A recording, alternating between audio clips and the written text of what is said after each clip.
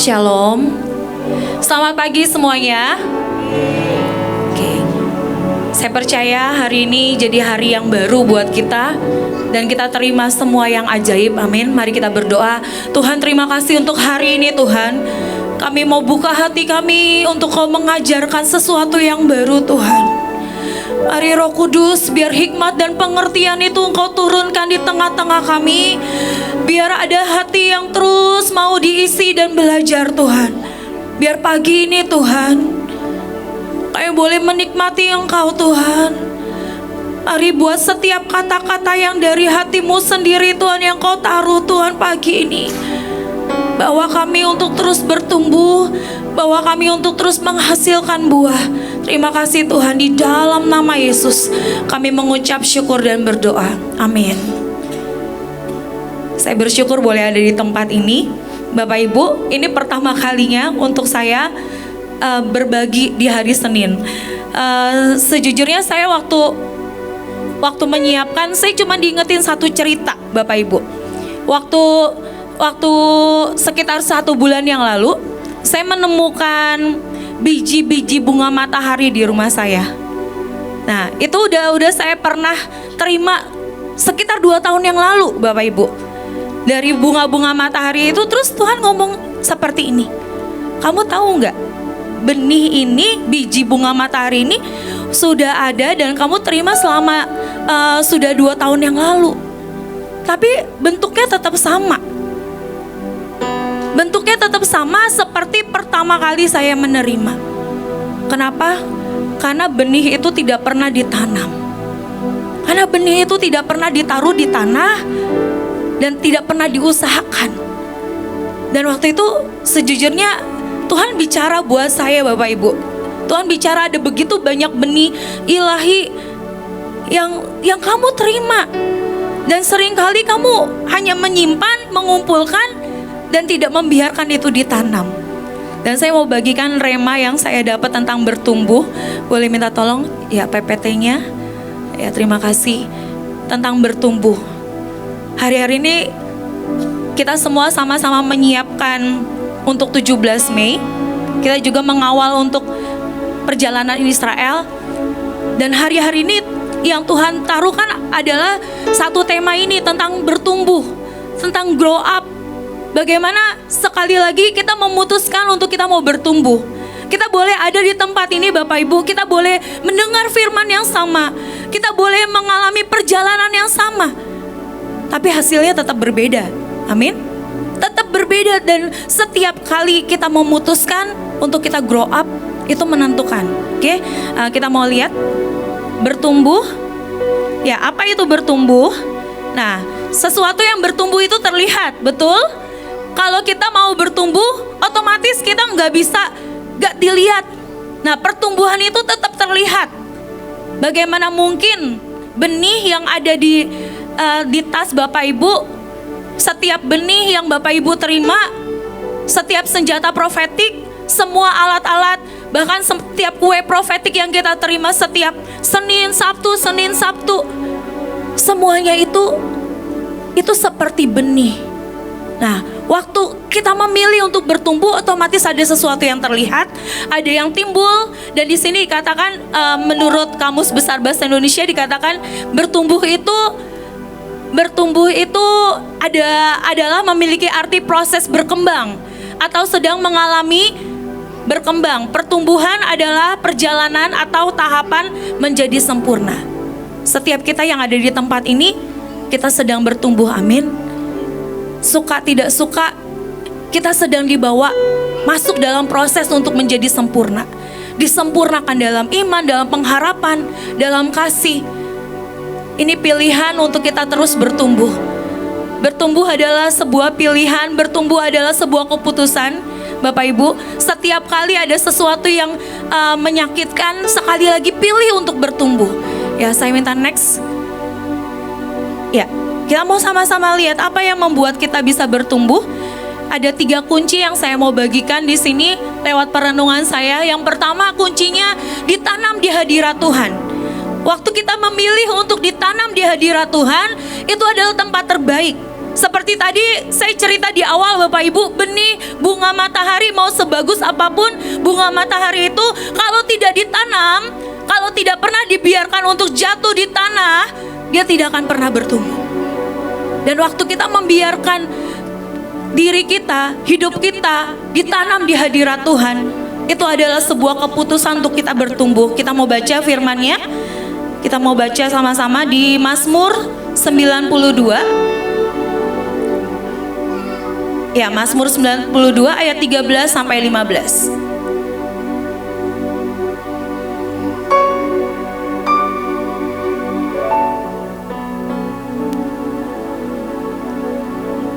Ya, di PPT yang tadi sudah ada, bisa dimunculkan. Oke.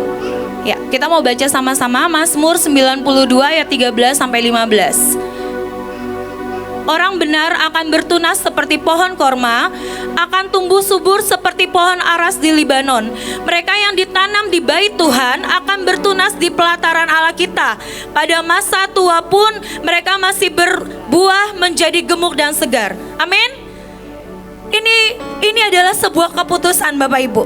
Waktu kita membiarkan hidup kita ditanam di hadirat Tuhan, kita nggak bisa cuma sekedar ada nempel, tapi kita tidak berakar.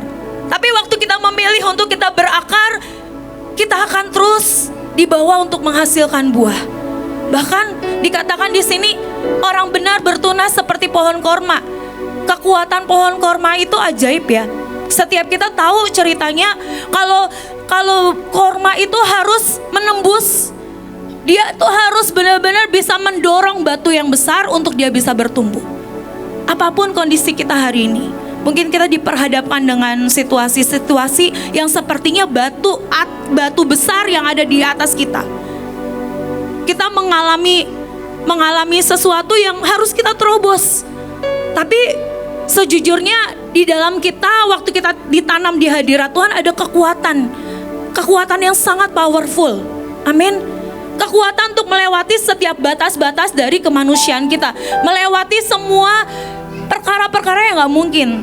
Nah, kita tahu bulan ini bukan kebetulan ya, waktu Cinita Deborah sharing dan dikatakan di bulan Mei ini adalah bulan di mana Musa itu membelah lautan.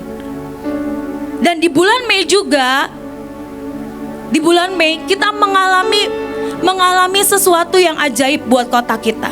Ada perjalanan untuk kita mau lihat bukan cuma sekedar KKR 17 Mei, tapi kita akan lihat kebangkitan besar buat kota kita.